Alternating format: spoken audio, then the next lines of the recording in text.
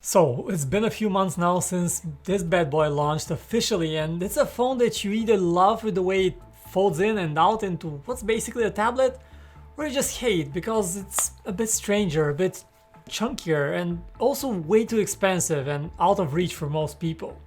Hey guys, Vic here with PhoneArena with a closer look at the Galaxy Z Fold 3 after the hype. And shout out to Incipio that makes some nice and durable cases for the Galaxy Z series for sponsoring this video. Okay, the first thing I want you to know about the Galaxy Z Fold 3 is nothing about the specs. It is that you can actually buy it, even if you don't have the $1,800, which is the official asking price. How do you do it? Well, Samsung, and for that matter most of the carriers, are running some crazy trade-in deals. So, for example, right now you can trade up to 2 devices and get some insane trade-in value of up to $900.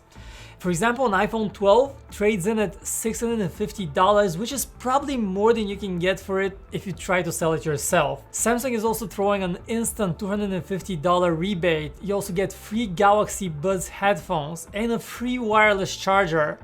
So this whole bundle works out to a price of just $900 with the trade-in, for what is probably the most futuristic and exciting foldable phone around. So at this point, the only thing that Samsung is not doing to sell you this phone is bag. And by the way, Black Friday is soon approaching, so you will probably get an even sweeter deal then. Okay, the takeaway here is that this phone is expensive, but not quite as expensive as it might sound, and you should not just frown upon the initial $1,800 price. It's not quite that high. Second, the worthiness of the Galaxy Z Fold 3 is all about how you use your phone. It makes no sense if you just make a few phone calls and take pictures to go for a foldable phone, and especially the most premium foldable phone around. And no flagship makes sense if you're just making basic phone stuff. But this one especially, because sure, it's slightly slimmer than before, but it's still one heck of a heavy brick that just weighs in your pocket, and that is still uncomfortable to unfold and use with just one hand. You have to use two hands. Go get a regular phone if you want just basic use and stop watching this. End of the video. But chances are that if you are still here, you want something a bit more exciting from your phone. You want to use it as an ebook without squinting your eyes, or as a tablet. You want to play games on a giant screen, or you're a photographer who wants to show their photos without carrying a tablet around. The list of use cases goes on and on, but in a nutshell, you want something different. For that, the Z Fold 3 lives up. For me, it's also far better than any regular phone for multitasking. Okay, and this one is a bit of a passion for me to explain because I have a big problem with multitasking on a regular phone. Yes, it technically works on Android phones, doesn't work with iPhones, but honestly I think it's a waste of time. It's cumbersome on a regular phone, it's a pretty bad experience, and I don't think that anyone should be using it unless you really have to. Not so with the Z Fold 3. Multitasking actually works on this phone. You can actually use 2 or 3 apps side by side. You can easily switch between different combinations of apps. Samsung has really put good thought into making multitasking work. You can actually be productive here. It's in many ways the mini tablet that Android could never make in the past. Also, this phone is the best version of a foldable around. There is just no competition. Samsung has done its best making this a durable foldable device. It's now sealed from even water with an official IPX8 protection, so a bit of rain won't hurt it. The hinge is super solid. Just take a look at that. It moves without squeaking even after months of use. It stays locked at an angle, and overall this phone feels incredibly solid, and I just love the thump that you get when you close it. Okay, on the camera side, many people say that that's a bit of a compromise. You have a wide, an ultra wide, and a telephoto zoom lens here. Not just any zoom lens actually, this one has 2 times zoom. Many reviewers have criticized this for not having a long-range periscope zoom lens like you get on the S21 Ultra, and that would have been great of course, but a 2 times zoom lens is seriously underrated.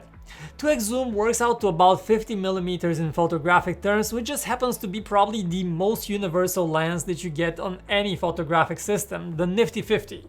And it works incredibly well with portrait mode. Most phones these days get a 3 times zoom lens that can get too up close and personal. That's nice, but not quite the balance, and with the wide camera, well, that's just too wide. And 2 times zoom delivers this perfect balance of a portrait with some context of your surroundings. And if you like taking photos of people, this is one of the few phones in 2021 to have a 2 times zoom lens. Try it out, chances are you'll love it. Alright, I have also heard the concerns about battery life. First and foremost, that's understandable because of the size. 4400 mAh batteries you have here on such a giant phone running Android does not sound good. But in real life, it will get you through a day easily simply because of one thing, and that's mixed use. You will take calls on the cover screen right here, read notifications on the cover screen, quick reply to notifications, I do it on the cover screen. So it all works out just fine. You don't open the main screen all that often and you won't have an issue getting through the day. And the main screen, well, that is your guilty pleasure. You open it to indulge in content, to zoom your mind into a problem, focus, or just zoom into entertainment for that matter. So you can tell that there is a lot to love about the Z Fold 3, but what I don't love about it is that you don't get a case in the box. Thankfully, our sponsor Incipio makes these very durable grip cases for the Z Fold 3. They unwrap the fold from all sides, making sure that accidental fall won't damage your precious and super expensive phone, and the cases are easy to slide in and out, which is a problem with many other cases. You get easy access to the fingerprint scanner on the side, the volume keys remain pleasingly clicky, and you have this cool texture on the side that helps get a firmer grip. You also get this raised profile on the front that provides protection for the cover screen, and the Incipio grip case is precisely made so that it doesn't impede the unfolding action in any way, and the hinge remains super solid and well protected. And yes, wireless charging works just fine with the grip case on. Check out the description box below this video for a link to get your Incipio case for the Z Fold 3 and Z Flip 3 at a great price right now. So that is the Galaxy Z Fold 3 after the hype. A phone that is not as expensive as you might think, and a phone that rewards you with a tablet-like experience that you can carry around everywhere with you. If you want it, that's the best one Samsung has made, and easily the best one in the industry with no competitor truly in sight. Should you buy it? Well, if you can handle a slightly larger phone and really want that bigger screen, why not? Just make sure to use those awesome trade-in deals while they last to get it at a reasonable price. And this will do it for this video review of the Z Fold 3. Let me know what you think about it and foldable phones in general. Do you love them? Do you hate them? What are your thoughts about them? Are you getting one anytime soon? My name is Vic, thanks for watching. Make sure to subscribe if you enjoyed this video. Leave a comment below and I will catch you in the next one.